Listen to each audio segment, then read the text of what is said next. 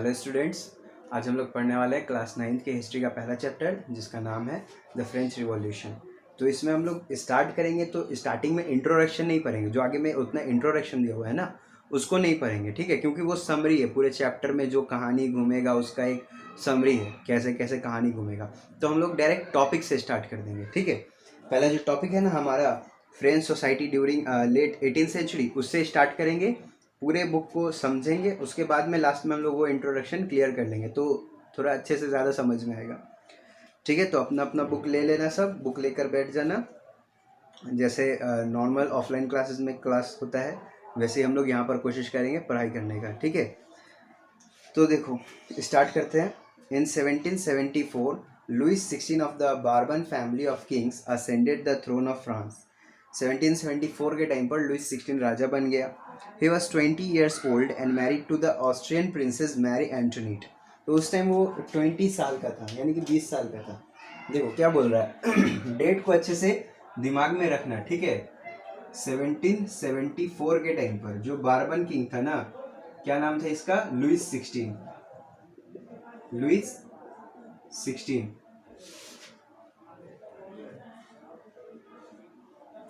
तो देखो 1774 के टाइम पर लुइस 16 जो था वो किंग बना। इस टाइम पर ये कितने साल का था? 20 इयर्स का था। और इसका मैरिज किससे हो गया वो नहीं ध्यान में रखना है, किससे मैरिज हुआ नहीं हुआ वो ध्यान नहीं रखना है। देखो कि कब बना, 1774 के टाइम पर। स्टोरी यहाँ से रिलेट होते जाएगा, समझते जाना, ध्यान देते जाना। तो upon his accession the new king found an empty treasure. अब एक क्वेश्चन है, तो देखो एक ट्रेजेडी यहाँ पर, जब ये राजा बना ना तो इसको एम्प्टी ट्रेजर मिला है, मतलब इसका जो खजाना था ना खाली हो गया था। इसका जो खजाना था वो क्या हो गया? खाली हो गया। तो क्यों खाली हुआ? मेन जो क्वेश्चन है हमारा, क्यों खाली हुआ, इस चीज को हमको इस टॉपिक में फाइंड करना है कि क्यों खाली हो गया, कि खजाना कैसे इसका खत्म हो गया। The long years of war had drained the financial resources of France. Added to this was the cost of maintaining an extravagant court at the immense palace of Versailles. अब देखो दो रीज़न है इसका, जो इतना पैसा जो ख़त्म हुआ, इसका जो वेल्थ ख़त्म हो गया, उसका दो रीज़न है। पहला वॉर, और दूसरा रीज़न है जो इसका पैलेस था ना वर्सलीज में, उसको मेंटेन करने में। यानी कि क्या है ना, देखो राजा लोग होता था तो राजा लोग को महल अपना मेंटेन करना है, महल का देखभाल करना है सही से, बाकी मतलब पूरा अच्छे से प्रॉपर महल रहे। आर्मी चलानी है उसको, है ना, आर्मी अच्छे से रहे, लोगों के प्रॉब्लम सुनने हैं, और वॉर के लिए तैयार रहना है, यानी कि डिफेंस पर खर्चा करना है। तो इसका जो मेन जो ट्रेजर खत्म हुआ उसका यही दो रीज़न था, वॉर और दूसरा पैलेस को मेंटेन रखने में। पैलेस इसका वर्सलीज में था, कहाँ था वो मैंने नहीं रखता है। मेन रीज़न क्या था ट्रेजर एम्प्टी होने का? वॉर और पैलेस का मेंटेनिंग, ठीक है, मेंटेन करने में पैलेस को। तो वॉर क्या है? पैलेस तो समझ में आता है कि ठीक है अपना महल है तो वो कर लिया, लेकिन कौन से वॉर में, कौन सा वॉर में, वो देखो आगे। Under Louis XVI, France helped the 13 American colonies to gain their independence from their common enemy Britain। तो ये जो वॉर थी ना, ये थी 13 कॉलोनीज के वॉर, इंडिपेंडेंस की। देखो ब्रिटेन जो था ना, जैसे ये जो वॉर था ये था 13 अमेरिकन कॉलोनीज को आज़ाद करवाने के लिए, कॉलोनीज को इंडिपेंडेंट करवाने के लिए। किस लिए इंडिपेंडेंट करवाने के लिए? किससे? किससे? फ्रांस का जो लुइस 16 कहाँ का राजा है? फ्रांस का। इन लोग पर भी जो जिनने इस पर कब्जा किया हुआ था ना, मतलब अमेरिका में जिन्होंने कॉलोनी बनाई हुई थी ना अपनी, और जो लोग फ्रांस का दुश्मन था, तो दोनों एक ही था, वो था तुम्हारा ब्रिटेन। कौन था? ब्रिटेन। दोनों का एक ही दुश्मन था, ब्रिटेन। तो देखो क्या होता है कि दुश्मन दुश्मन दोस्त होता है, तो ये दोनों दुश्मन था इसका, ब्रिटेन का, तो दोनों दोस्ती कर लिया आपस में। यानी कि जो अमेरिकन लोग थे, जहाँ पर ब्रिटिश ने आकर अपनी कॉलोनीज बसाई हुई थी, तो वो अमेरिकन लोग ने, और इधर फ्रांस वाले लुइस 16 ने, दोनों ने अपना क्या कर लिया, एक दूसरे को सपोर्ट करने लगे, एक दूसरे के साथ आ गए, ठीक है, कोलैबोरेट हो गए, एक दूसरे के साथ आ गए। और किसके अगेंस्ट लड़ने लगे? ब्रिटेन के अगेंस्ट, जो कि उस टाइम सुपर पावर हुआ करता था, तो देखो क्या हुआ कि लड़ाई होना शुरू हो गया 1774 पर। ये लोग लुईस 16 राजा बना था और ये जो अमेरिकन कॉलोनीज थी ना 1776 के टाइम पर आज़ाद हो गई थी, ठीक है। तो the war added more than a billion livers to a debt that had already risen to more than 2 billion livers। तो अब वॉर की वजह से कैसे कर्जा चढ़ा, मतलब कैसे पैसा खत्म हुआ, इसका ट्रेजर खत्म हुआ, वो देखो। तो वॉर करना था, वॉर करने में पैसा लगता है, खर्च होता है पैसा, पैसा इसके पास उतना था नहीं, क्या करेगा पैसा, पहले से ये कर्जा लिए हुआ था। देखो फ्रांस में ना कहीं भी चल जाओ, जैसे इंडिया है हमारा, इंडिया है ना, तो इंडिया में अगर कुछ होगा, इंडिया पर अगर कोई अटैक करेगा बाहर का कंट्री, तो क्या होगा कि अगर इंडिया के पास पैसा नहीं रहेगा, हमारी गवर्नमेंट के पास, तो हमारे देश के अंदर में जितने भी अमीर लोग हैं ना, रिच पीपल लोग, उनसे हमारी गवर्नमेंट पैसा लेगी, ठीक है, उधार पे, और फिर उसके बाद से अपना जो एक्सपेंडिचर है, वॉर एक्सपेंडिचर, वो कंप्लीट करेगी। तो वैसे ही लुईस 16 ने किया। पहले से तो इन पर कर्जा था ही, जो फ्रांस के जो अमीर लोग थे उनका। अब इन्होंने इस वॉर को कंप्लीट करने के लिए, यानी कि खर्चा करने के लिए डिफेंस पर, इन्होंने 1 बिलियन, और पहले से 2 बिलियन का कर्जा था, 1 बिलियन का कर्जा और ले लिया, 3 बिलियन का कर्जा चढ़ गया इन पर। समझ में आया? So lenders who gave the state credit now began to charge 10% interest on loan. ये लोग भी दिमाग वाला था, जो फ्रांस में जो रिच मेंबर था जिसने लोन दिया, ठीक है, 1 बिलियन का जिसने लोन दिया, 1 बिलियन लीवर का, वो लोग दिमाग लगा लिया, बोला कि ठीक है हम तुमको लोन दे रहे हैं ना, तो 10% के इंटरेस्ट रेट पर देंगे। कितने? 10% के इंटरेस्ट रेट पर। समझ में आया? यानी कि 1 बिलियन का 10% एक्स्ट्रा देना पड़ेगा पैसा रिटर्न करने में लुईस 16 को। So the French government was obliged to spend an increasing percentage of its budget on interest payments alone। तो इसका जितना भी कमाई होता था ना लुईस 16 का, यानी कि फ्रांस के मोनार्क का जितना भी कमाई होता था, उसमें मैक्सिमम कमाई इसका चला जाता था लोन पे करने में, मतलब लोन को वापस भरने में इसका मैक्सिमम कमाई चला जाता था। To meet its regular expenses such as the cost of maintaining an army, the court, running government offices or universities, the state was forced to increase tax। अब सारा पैसा तो जितना भी आ रहा है पैसा, इसको कमाई हो रहा है इसके स्टेट से, वो सारा पैसा तो चला जा रहा है लोन भरने में, है ना। तो अब क्या करना है, बाकी हमारा काम भी करना है, हमें को आर्मी संभालनी है, आर्मी को मतलब पैसे देना है, पैलेस संभालना है, उसके बाद से गवर्नमेंट ऑफिस में जो लोग काम कर रहे हैं उन लोग को सैलरी देनी है, और भी बहुत सारे काम करना है। तो उन लोग के लिए हम क्या करेंगे, उन लोग के लिए पैसा कहाँ से आएगा, तो उसके लिए इन्होंने दिमाग लगाया कि इंटरेस्ट बढ़ा देते हैं। क्या करेंगे हम लोग, इंटरेस्ट बढ़ा देंगे। जो टैक्स लोग पे कर रहे हैं ना, जो टैक्स पे कर रहे हैं उस टैक्स को बढ़ा देंगे। तो टैक्स बढ़ा देंगे, तो टैक्स बढ़ाने से हम अपनी आर्मी को भी पैसा दे सकेंगे, हमारा जो गवर्नमेंट का ऑफिस चल रहा है उस गवर्नमेंट में जो लोग काम कर रहे हैं उसको भी हम पेमेंट कर सकेंगे, हमारा जो कोर्ट है, ठीक है, महल है, कोर्ट है, दरबार कोर्ट को बोलते हैं, ठीक है, तो महल है या कोर्ट है उसको भी हम मेंटेन कर सकेंगे। तो सारा चीज हम कर सकेंगे, अपना सारा खर्च हम कर लेंगे, किससे, टैक्स बढ़ाकर। ऐसा उसका मानना था, किनका, लुईस 16 का। लुईस 16 का ऐसा मानना था कि मेरा तो पैसा जा रहा है, स्टेट की कमाई तो जा रही है इधर इंटरेस्ट पेमेंट में, तो एक काम करते हैं कि टैक्स बढ़ा देते हैं। अगर हम टैक्स बढ़ा देंगे तो बाकी का जो मेरा खर्च है, कोर्ट का, आर्मी का, गवर्नमेंट का, और मेरा कुछ पर्सनल, वो सारा मेरा उससे पूरा हो जाएगा। लेकिन क्या हुआ, yet even this measure wouldn't have sufficed, लेकिन ऐसा नहीं हुआ, टैक्स बढ़ाने से भी कोई फायदा नहीं हुआ लुईस 16 को, ठीक है।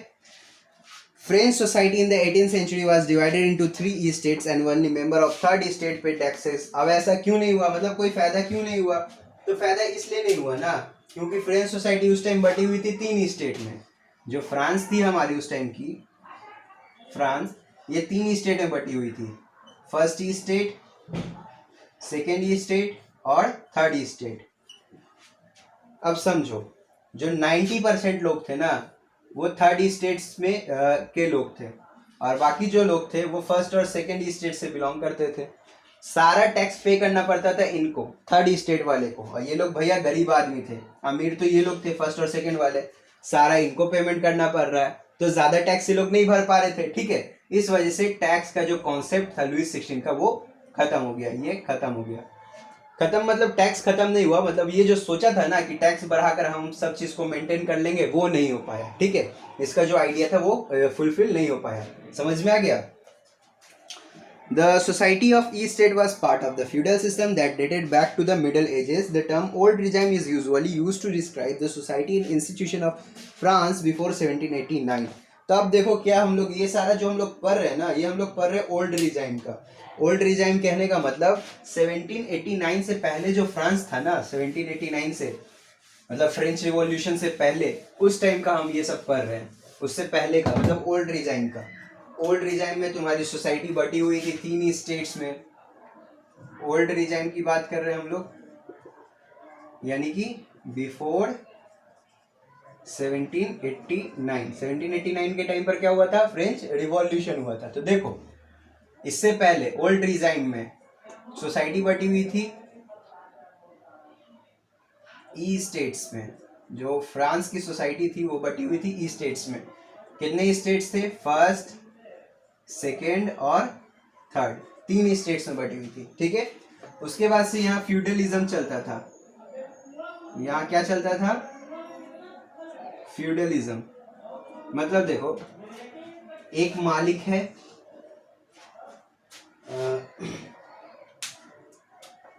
देखो एक मालिक है, एक ये आदमी है। मान लो एक ये अमीर आदमी, ये गरीब आदमी है। ये इसको कर्ज दिया इसका अपना काम करने के लिए कि तुम अपना काम कर लो इस पैसे से। ये पैसा वापस पेमेंट नहीं कर पाया, ठीक है। तो ऐसे में क्या करेगा? या तो ये इसके फील्ड पर काम करे, खेती करे जाकर, या फिर इसके डायरेक्ट घर में ही जाकर अपना सेवा करे, ठीक है। इन लोग का सेवा करे। तो अब क्या होगा? ये तो काम कर ही रहा है, अब इसका जो आने वाला जो जनरेशन जितना भी चलेगा ना, वो सब इसके यहाँ नौकरी करेगा, काम करेगा, तब तक जब तक पैसा पूरा ना हो जाए, ठीक है। जितना लोन लिया था ये उतना पूरा ना हो जाए। तो इस केस में क्या हुआ कि ये मास्टर हो गया, ये मास्टर बन गया, और ये इसका क्या बन गया? स्लेव बन गया। इसका पूरा जनरेशन क्या हो गया? स्लेव बन गया। इसका पूरा जनरेशन मास्टर। तो ये जो सिस्टम होता है ना, इसको हम बोलते हैं फ्यूडलिज्म। समझ में आया?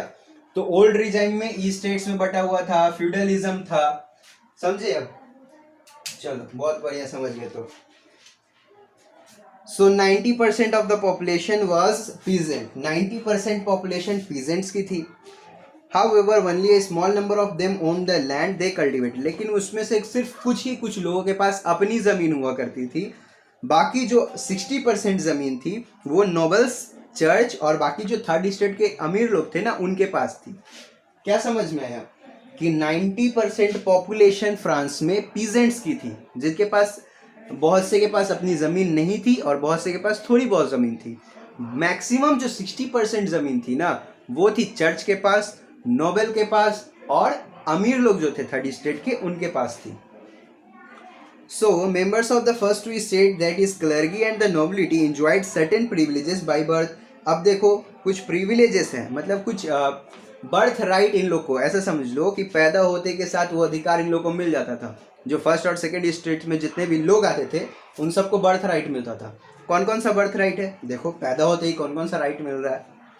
Most important of this was exemption from paying taxes to the state. जिसमें से देखो जो भी बर्थ राइट उनको मिलता था ना, उसमें से एक सबसे इंपॉर्टेंट है कि इन लोग को टैक्स पे नहीं करना है। मतलब स्टेट जो भी टैक्स लगा रही है या चर्च जो भी टैक्स लगा रहा है वो इनको पे नहीं करना है, ठीक है। और दूसरा क्या है? Nobles further enjoyed feudal privileges. दूसरा है कि इन लोग को फ्यूडलिज्म आराम से, मतलब पैदा होते ही ये लोग मास्टर बन गए, पैदा होते ही ये लोग मास्टर बन गए और इनका एक स्लेव हो गया। फ्यूडलिज्म इनको बोलते हैं ना, बर्थ राइट में इनको मिला फ्यूडलिज्म कि ये मास्टर रहेंगे, अगला इनका गुलाम रहेगा, ठीक है। तो दो चीज़ हो गई, पहले हो ये टैक्स पे नहीं करना है, दूसरा फ्यूडल प्रिविलेजेस मिल रहा है। These included feudal dues which they extracted from the peasants। अब इसका मन है कि ये अपना अगर चाहे तो feudal dues जिस तरीके से वसूलना हो वसूल सकता है, या तो ज़मीन पर अपने काम करवा ले या फिर अपने घर में काम करवा ले, ठीक है। और जो स्टेट है वो कैसे वसूलता था पैसा? फ्यूडलिज्म के थ्रू। तो वो अपने आर्मी में रिक्रूट करवा लेता था। जो मेंबर्स थे ना मतलब जिन पर कर्ज वो देता था जिनको, उनको अपने आर्मी में भर्ती करवा लेता था, या फिर सड़क वगैरह बनवा रहा है, महल बनवा रहा है, तो उसमें काम करवा लेता था बिना पैसा दिए हुए, ठीक है, फ्री में काम करवाता था. So the church too extracted its share of taxes called tithes from the peasant, and finally all members of the third estate had to pay taxes to the estate. These include a direct tax called taille and a number of indirect taxes which were levied on articles of everyday consumption like salt or tobacco. The burden of financing activities of the state through taxes was borne by the third estate alone. अब देखो क्या है कि जो tax भरने का जो बात लाया था ना कि टैक्स से हम वसूल लेंगे सारा पैसा, जो हमको अपने कोर्ट वगैरह को, आर्मी को, या हमारे गवर्नमेंट के ऑफिस को संभालने के लिए पैसा चाहिए, वो हम टैक्स से निकाल लेंगे. तो इसमें क्या हुआ कि देखो टैक्स बढ़ा दिया था. टैक्स को किसको पे करना था? टैक्स सिर्फ थर्ड स्टेट वाले को पे करना था, है ना. फर्स्ट और सेकंड वाले को तो बर्थ से ही अधिकार मिला हुआ था कि उनको कोई भी टैक्स पे नहीं करना है, तो थर्ड स्टेट वाले को टैक्स पे करना था. तो दो तरीके का उस टाइम में टैक्स लगता था. कितने तरीके का? दो तरीके का टैक्स लगता था. पहला जो तुम्हारा टैक्स लगता था ना, वो था तुम्हारा टैली. पहला जो टैक्स लगता था तुम्हारा वो था टैली, और जो दूसरा टैक्स लगता था वो था तुम्हारा टाइट्स. ठीक है, जो दूसरा टैक्स लगता था वो था टैक्स. पहला टैली और दूसरा टैक्स. अब ये दोनों कौन सा टैक्स है? तो देखो जो टैली टैक्स है ना, ये डायरेक्ट स्टेट लगाता था, मतलब डायरेक्ट फ्रांस का जो सरकार है ना, गवर्नमेंट, लुईस 16, वो लगाता था ये वाला टैक्स, टैली वाला. और ये जो टैक्स है ना, ये चर्च लगाता था. ये टैक्स चर्च लगाता था, समझे. ये स्टेट लगा रहा है टैली, और ये टाइस कौन लगा रहा है? चर्च लगा रहा है. उसके बाद और भी टैक्सेस ये लोग भरता था. थर्ड स्टेट वाला और भी टैक्स भरता था, जिसको हम इनडायरेक्ट टैक्स भी बोलते हैं. ये दोनों हो गया तुम्हारा डायरेक्ट टैक्स. क्या हो गया? Direct tax. और ये इनडायरेक्ट टैक्स में क्या, जैसे साल्ट और टबैको है, मतलब बेसिक नीड का जो भी सामान है ना, जानता है कि बिना नमक के कोई खाना नहीं बनेगा, और इतना काम करवाता है, इतना काम करवाता है ये लोग फ्रांस के लोगों से, थर्ड स्टेट वाले से, फ्यूडलिज्म के तहत, कि वो लोग बिना नशे के काम नहीं कर सकता है. खाना तो है नहीं उन लोगों के पास, गरीब आदमी है, तो खाना नहीं है तो नशा करेगा, है ना. काम करने के लिए तो सॉल्ट और टोबैको जो बेसिक नीड थी ना, उस पर ये लोग टैक्स बढ़ा दिया. उस पर भी कि नमक भी लेना है तो अब ज्यादा पैसा देकर नमक लो, टोबैको भी लेना है, तंबाकू, तो ज्यादा पैसा लेकर तंबाकू लो. समझ में आया? तो तीन तरीके का टैक्स लगता था, और भी बहुत सारे टैक्स लगता था. पहला टैली, दूसरा टाइस, और बाकी नमक और तंबाकू और भी बहुत सारा जो चीज है खाने पीने का, उस पर टैक्स ये लोग लगाता था. और सारा टैक्स कौन भरता था? थर्ड स्टेट वाला. अकेले कौन भरता था? थर्ड स्टेट वाला. चलो तब आ जाए द स्ट्रगल टू सर्वाइव. अब क्या स्ट्रगल किया लोगों ने सर्वाइव, ये पूरा समझ में आ गया ना. कैसे क्या हुआ, खजाना खाली क्यों हो गया था, जो ट्रेजर था वो खाली क्यों हो गया था?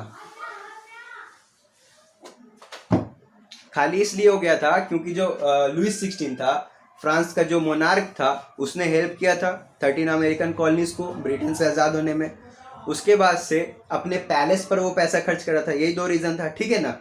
डिफेंस का खर्चा और पैलेस का खर्चा. तो डिफेंस के खर्चा को मेंटेन करने में इसको जो पैसा लगा, जो ये कर्जा लिया, उसको चुकाने में इसका अपना पॉकेट से जा रहा था. मतलब जो इसका पूर्वज ने पूरा छोड़ा हुआ था खजाना, ठीक है, लुईस 16 का, उस खजाने में से ये इंटरेस्ट भर रहा था लोन का. और बाकी जो इसके पैलेस को मेंटेन करना, आर्मी को सैलरी देना, फिर गवर्नमेंट में जो लोग काम कर रहे हैं इसके अंडर में उनको सैलरी देना, उन सब की सैलरी को ये लोग किस चीज से दे रहा था? तो जो टैक्स वसूल रहा था ना थर्ड स्टेट वाले से, उससे. तो ये क्या कर दिया था, टैक्स को और बढ़ा दिया था, ताकि सबको बराबरी सैलरी देता है वो सैलरी दे सके.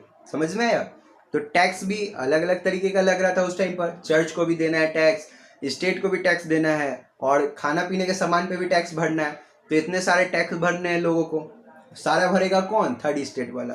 क्योंकि फर्स्ट वाले को, सेकंड वाले को तो बर्थ राइट मिला हुआ है कि टैक्स नहीं भरना है, फ्यूडलिज्म अपनाना है ना. The struggle to survive. तो देखो 1715 से 1789 के बीच में जो पॉपुलेशन था तुम्हारा,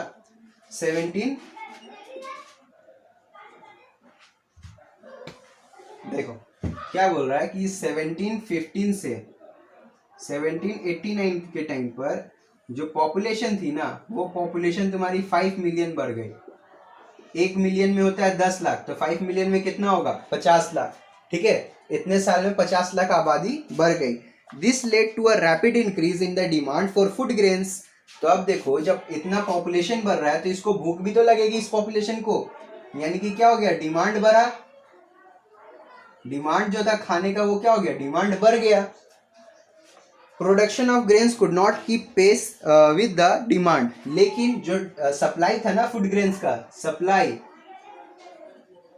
मतलब जो देखो, डिमांड जब रहेगा मार्केट में, जब डिमांड बढ़ेगा तो सप्लाई करेगा लोग।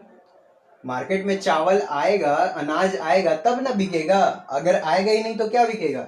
यानी कि सप्लाई होगा ही नहीं तो क्या बिकेगा? और सप्लाई हो भी रहा है तो कम सप्लाई हो रहा है, यानी कि जिस हिसाब से डिमांड बढ़ा था ना इस पॉपुलेशन का, उस हिसाब से सप्लाई नहीं बढ़ पाया था।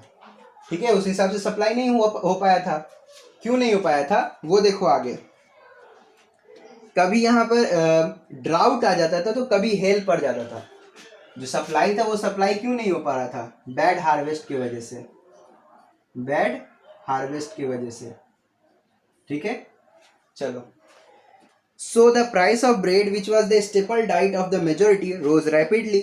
Most workers were employed as laborers in workshop whose owner fixed their wages, but wages did not keep pace with the rise in price. So the gap between the poor and the rich widened. Things become worse whenever drought or hail reduced the harvest. This led to a subsistence crisis, something that occurred frequently in France during the old regime. देखो क्या हो रहा है, अब बात को समझो। देखो, इस टाइम के ड्यूरेशन में इतना पॉपुलेशन बढ़ गया। ठीक है, इस पॉपुलेशन को भूख लगती है, तो भूख लगती है तो खाने का डिमांड बढ़ा। जब खाने का डिमांड बढ़ा तो उस हिसाब से सप्लाई नहीं हो पा रहा था। खाने का जो डिमांड है उस हिसाब से सप्लाई नहीं हो पा रहा था खाने का। क्यों नहीं हो पा रहा था? क्योंकि हार्वेस्ट सही नहीं हो रहा था। गर्मी में ड्राउट पड़ जाता था और जाड़े में हेल। ड्राउट मतलब सूखा और हेल मतलब पाला मार देता था। क्या होता था? पाला मार देता था अनाज में।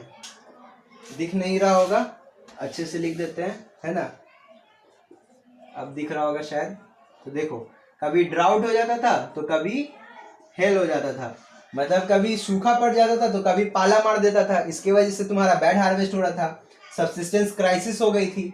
सब्सिस्टेंस क्राइसिस हो गई थी मतलब कि जो बेसिक नीड है ना खाने पीने की, जो बेसिक नीड है खाने पीने की, वो खत्म हो गया था।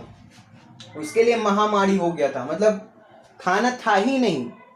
डिमांड जिस हिसाब से था उस हिसाब से खाना आ ही नहीं रहा था। तो इसको कंट्रोल करने के लिए क्या किया, फ्रांस के जो मोनार्क थे, किंग थे, उन्होंने क्या किया कि जो पैसा था ना ब्रेड का जो पैसा था उसको बढ़ा दिया। ब्रेड के पैसे को बढ़ा दिया कि पैसा ज्यादा रहेगा तो खुद ही सब नहीं खाएगा, डिमांड खुद ही कम हो जाएगा। बोलेगा कि भैया इतना ज्यादा पैसा हो गया तो हम कैसे रोटी खाएंगे, है ना? तो डिमांड पैसा बढ़ा दिया ब्रेड का कि लोग डिमांड ही ना करें। समझ में आया बात? तो देखो लोग को कैसे सताया जा रहा है। वहां के लोग को पहला क्या किया? टैक्स बढ़ा दिया। टैक्स बढ़ा के लोगों का जीना हराम कर दिया। उसके बाद क्या किया? रोटी का भी दाम बढ़ा दिया कि ना रोटी रहेगा ना खाएगा। और जो वर्कर लोग का पैसा था, मतलब जो सैलरी थी उस टाइम पर, जो लोगों को जो सैलरी मिलती थी ना वहां के लोगों को, वो सैलरी भी उतनी अच्छी नहीं मिलती थी। सैलरी भी उतनी अच्छी नहीं मिलती थी, एकदम सैलरी फिक्स थी। जितना वो करने काम गया था, जिस सैलरी पर काम करने गया था उतनी ही सैलरी उसका बंद गया था, ना उससे ज्यादा ना उससे कम। भले प्रॉफिट हो जाए कंपनी को, लेकिन उसका सैलरी नहीं बढ़ने वाला है। ठीक है, तो दुकान में काम करता था, सैलरी फिक्स रहता था, उस हिसाब से सैलरी नहीं मिला कि ये रोटी खरीद सके। तो क्या हो गया? खाना ही छोड़ देगा ना गरीब लोग। गरीब लोग क्या करेगा? खाना छोड़ देगा। तो इस वजह से अमीर पहुंच गया यहाँ टॉप पर, मतलब ये खरीद लेता था तो अपना खा रहा आराम से, और गरीब एकदम पहुंच गया नीचे। दोनों के बीच दूरी काफी बढ़ गया। समझ में आया?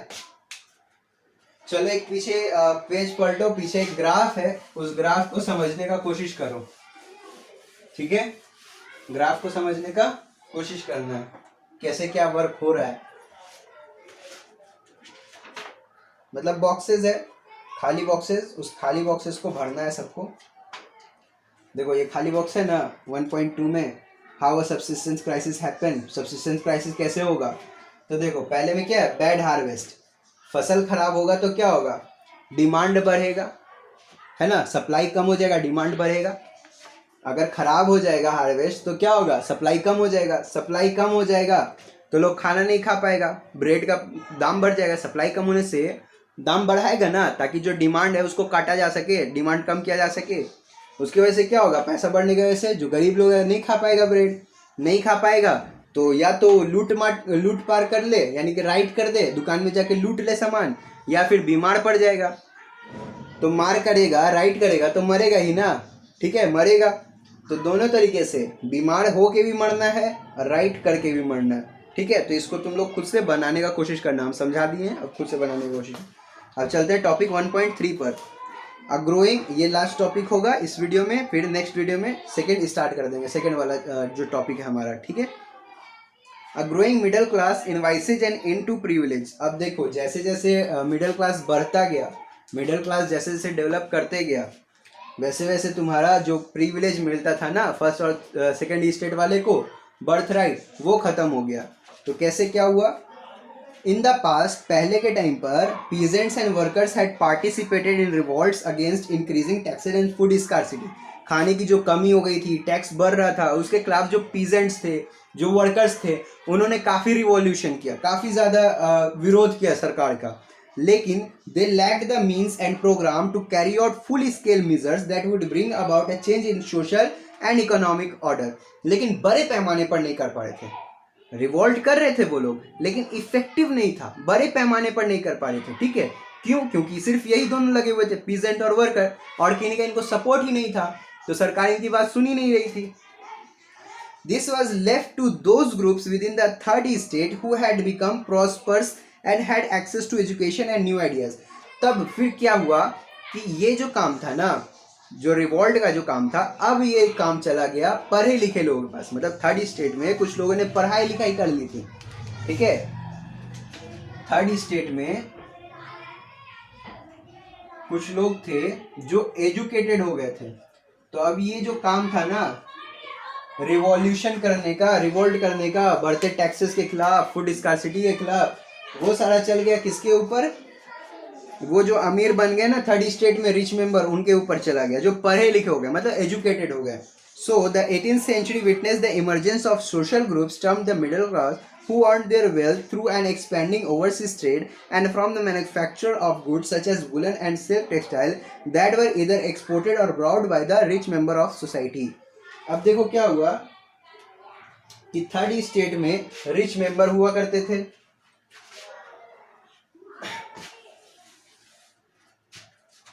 देखो थर्ड स्टेट में दो डिवीजन था, रिच और पुअर, इसमें भी थे, ठीक है। जो लोग रिच थे वो लोग एजुकेटेड भी थे, मतलब इनको आराम से ये एजुकेशन अपना ले रहे थे, एजुकेटेड भी थे। ये लोग जो क्या किए, जो रिच लोग थे, ये लोग क्या किए, ये लोग ट्रेड करना शुरू किए, ट्रेड करना शुरू किए, ओवरसीज ट्रेड, मतलब पानी से जाते थे दूसरे जगह, वहां से सामान लाते थे, यहाँ बेचते थे, ठीक है। क्या किए लोग, ट्रेड किए और गुड्स बनाना शुरू कर दिए, ट्रेड एंड मैन्युफैक्चरिंग का काम शुरू कर दिए, सामान बनाना ये लोग शुरू कर दिए। तो सामान बना रहे हैं, ट्रेड कर रहे हैं, इससे इन लोगों का क्या हो रहा है, इन लोगों का जो पैसा था और ज्यादा बढ़ रहा है, पैसा बढ़ रहा है यानी और अमीर हो रहे हैं, ये लोग अमीर हो रहे हैं और ज्यादा एजुकेशन पा रहे हैं, तो ज्यादा पावरफुल हो रहे हैं, ज्यादा स्ट्रांग हो रहे हैं, समझ में आया। और ये जो रिवॉल्यूशन कर रहे थे पुअर लोग, जो पीजेंट्स और वर्कर लोग, अब इनके काम को, जब इन लोग एजुकेटेड हो गए, पढ़ लिख लिए, ठीक है, तो इनके जो रिवॉल्यूशन था ना, ये लोग जो रिवॉल्ट कर रहे थे टैक्स के खिलाफ, फूड स्कार्सिटी के खिलाफ, वो इन लोगों ने अब शुरू कर दिया उसको आगे बढ़ाना, ठीक है, आगे बढ़ाना शुरू कर दिया। In addition to merchants and manufacturer, third state include profession such as lawyer और एडमिनिस्ट्रेटिव ऑफिसर। अब क्या है कि ये मर्चेंट हो गए, व्यापारी जो ट्रेड कर रहे हैं, मैन्युफैक्चरर जो सामान बनाते हैं उनको मैन्युफैक्चरर बोलते हैं। तो मर्चेंट और मैन्युफैक्चरर के अलावा भी थर्ड स्टेट्स में बहुत सारे लोग थे।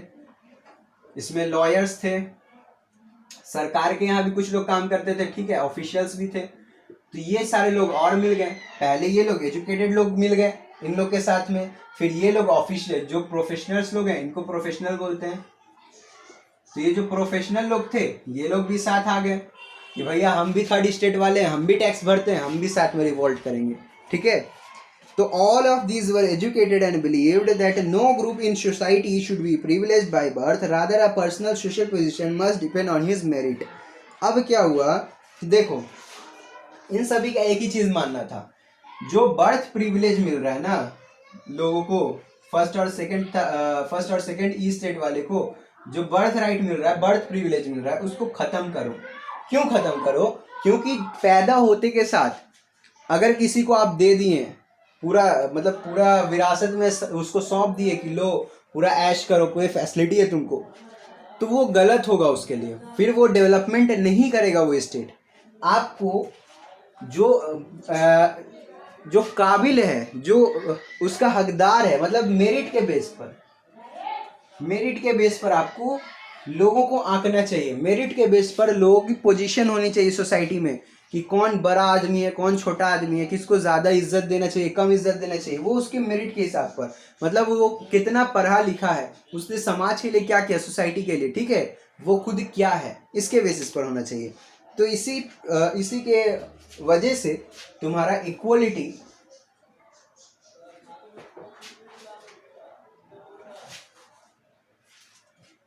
ये जो सारा होने लगा ना मामला कि थर्ड स्टेट्स में पहले ये लोग पुअर लोग यानी कि पीजेंट्स और वर्कर लोग रिवोल्ट कर रहे थे टैक्स और फूड स्कार्सिटी के अगेंस्ट, उसको सपोर्ट किया फिर एजुकेटेड रिच मेंबर लोग ने थर्ड स्टेट के, इनको सपोर्ट किया फिर आगे प्रोफेशनल्स लोगों ने, ठीक है। तो ऐसे करते करते जब सपोर्ट बढ़ गया लोगों का, तब लोग लड़ने लगे अपने फ्रीडम के लिए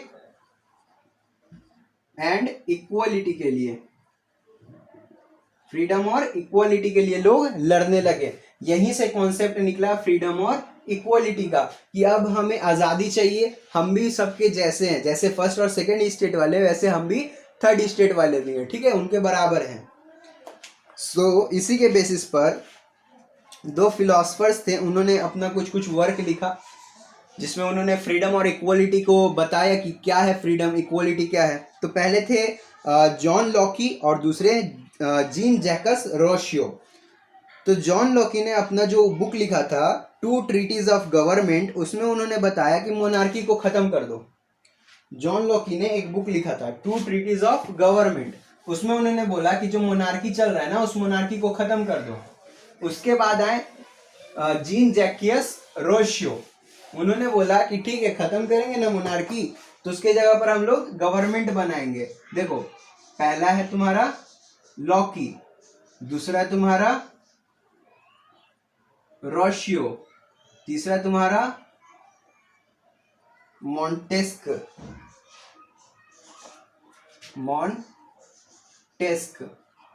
इसने बोला मोनार्क जो है उस मोनार्क को खत्म कर दो, एकदम काट दो। इसने बोला कि गवर्नमेंट बनाओ, सरकार बनाओ, वैसी सरकार जो लोगों के द्वारा रिप्रेजेंट की गई हो, जिसको लोगों ने चुना हो, इलेक्टेड बाय पीपल, ठीक है। लॉकी ने बोला कि मोनार्क खत्म करो, रोशियो ने बोला गवर्नमेंट लाओ जिसको लोगों ने चुना हो, और मॉन्टेस्क ने बोला, इन्हीं के बात को आगे बढ़ाया, बोला कि ठीक है ऐसा गवर्नमेंट लाओ जिसमें पावर डिवाइड हो, लेजिस्लेटिव में, एग्जीक्यूटिव में और जुडिशरी में, ठीक है, इन 3 लेवल में पावर डिवाइडेड हो, ऐसा मॉन्टेस्क ने कहा। तो लॉकी ने ये बात किसमें कही थी, मोनार्क खत्म करने की, टू ट्रीटीज ऑफ गवर्नमेंट में, और रोशियो ने अपनी बात कही थी, फिर उसके बाद मॉन्टेस्क ने द स्पिरिट ऑफ लॉज में अपनी बात कही, ठीक है। उसके बाद क्या हुआ, और ये जो सिस्टम है ना तुम्हारा लेजिस्लेटिव, एग्जीक्यूटिव, जुडिशरी का, ये सिस्टम अमेरिका ने अडॉप्ट किया था जब वो ब्रिटिश के 13 कॉलोनी से आज़ाद हुआ था ना, ब्रिटिश के 13 कॉलोनी से, तब उसने अडॉप्ट किया था अमेरिका ने ये वाला गवर्नमेंट का सिस्टम, लेजिस्लेटिव, एग्जीक्यूटिव और जुडिशरी का। तो उसी से इंस्पायर्ड होकर इन लोगों ने लिख दिया कि भैया ये काम करो, सरकार को बांट दो 3 पार्ट में, ठीक है। The American constitution and its guarantee of individual rights was an important example for political thinker in France. और क्या ये लोग सोच रहे थे? ये सारे लोग कौन हो गए? पॉलिटिकल थिंकर्स, जो देश के बारे में सोच रहे हैं। अब देखो, पहले तो ये इन्होंने अमेरिका से कॉपी किया। अब उसके बाद से क्या है कि अमेरिका में जो कॉन्स्टिट्यूशन आया, तो कॉन्स्टिट्यूशन क्या बोल रहा था कि वहां के जो लोग हैं ना, उनको राइट्स दे रहा था, इंडिविजुअल को राइट्स दे रहा था, ताकि वो लोग आसान से आराम की जिंदगी जिए, ठीक है, उन पर कोई कंट्रोल ना करे। उनकी जो अभी हम लोग, हमारे पास राइट है तो हम लोग आराम से जी रहे, रह रहे, तो वैसे ही राइट्स अमेरिका ने भी अपने कॉन्स्टिट्यूशन में दी थी अपने लोगों को। तो वो इन लोगों ने जब देखा, पॉलिटिकल थिंकर ने फ्रांस के, तो बोला कि भैया बहुत अच्छा है ये, तो हम लोग भी अडॉप्ट करेंगे ऐसा चीज, ठीक है। सो the ideas of these philosophers were discussed intensively in saloons and coffee houses and spread among people through books and newspaper. They were frequently read aloud in groups for the benefit of those who could not read and write. The news that Louis Philippe 16 planned to impose further taxes to be able to meet the expenses of the state generated anger and protest against the system privileges. तो देखो क्या हुआ, जब इसने, इन लोगों ने ये सारे आइडियाज दे दिए, ठीक है, तो अब इसको आगे भी बढ़ाना है ना, इस काम को आगे बढ़ाना है। तो अभी जैसे चाय के नुक्कड़ पर बात चलता रहता है, लोग 10 तरीके की बात करते हैं, वैसे ही पहले के टाइम पर, मतलब इस टाइम पर सलून्स में, कॉफी शॉप में, यानी कि जो लोकल जगह है वहां, ठीक है, जो लोकल जगह है वहां लोगों ने इस सारे चीज को, इन्होंने जो भी बात कही, जो भी फिलॉसफी दी, उस चीज को डिस्कस करना शुरू कर दिया। न्यूज़पेपर में छपने लगा इन लोगों का बात, बुक्स में छपने लगा इन लोगों का बात, ठीक है, न्यूज़पेपर में, बुक में, हर जगह बात करके, हो सके तो बात करके फैलाओ, बुक में छापो, न्यूज़पेपर में छापो, ठीक है। जो लोग पढ़ नहीं सकते उनका एक ग्रुप पूरा अच्छे से एक जगह बुलाओ और उन लोगों को बताओ, ठीक है। ये सारा जो फिलोसफर थे ना, इन सारे की फिलॉसफी ऐसे फैली। तो जब ये चीज़ फैली कि हमको भी फ्रीडम चाहिए, लोगों के अंदर बैठ गया कि हमको फ्रीडम चाहिए सरकार से, तब क्या हुआ, लोगों का गुस्सा भड़कने लगा। और फाइनल ब्लो उस गुस्से को किसने दे दिया? इस हवा ने, कि मतलब उस टाइम फैल गया न्यूज़ कि जो टैक्स पहले से बढ़ाया हुआ था, सरकार ने क्या किया था, टैक्स बढ़ाया हुआ था, लेकिन टैक्स सक्सेसफुल नहीं हुआ था। जो खर्च अपना कंप्लीट करने के लिए टैक्स बढ़ाया था, तो खर्च तो कंप्लीट हो नहीं रहा था। तो हल्ला फैल गया कि इस टैक्स को और बढ़ाया जाएगा, इस टैक्स को और बढ़ाया जाएगा, ताकि जो खर्च है कोर्ट, आर्मी वगैरह, ऑफिशियल वगैरह को सैलरी वगैरह देने का, वो सारा खर्चा पूरा हो जाए, ठीक है। जब ये न्यूज़ फैला तो लोग और ज़्यादा भड़क गए। अब उसके आगे क्या होगा, इसके आगे की कहानी हम लोग पढ़ेंगे अगले वीडियो में, ठीक है। ये वीडियो काफ़ी लंबा हो गया है, अब अगले वीडियो में पढ़ेंगे नेक्स्ट टॉपिक। होप समझ में आ गया हो सारा चीज़, ठीक है। नहीं समझ में, एक बार फिर से वीडियो पीछे करके देखना, समझ में आ जाएगा। अगर कोई भी क्वेरी रहे, कोई भी क्वेश्चन रहे, नीचे कमेंट कर देना, ठीक है। वीडियो अच्छा लगा हो, समझ में आ गया हो, लाइक कर देना और चैनल को सब्सक्राइब कर दो अगर न्यू आए हो तो, और शेयर कर दो चैनल को, ठीक है। मिलते हैं नेक्स्ट वीडियो में, तब तक के लिए बाय बाय।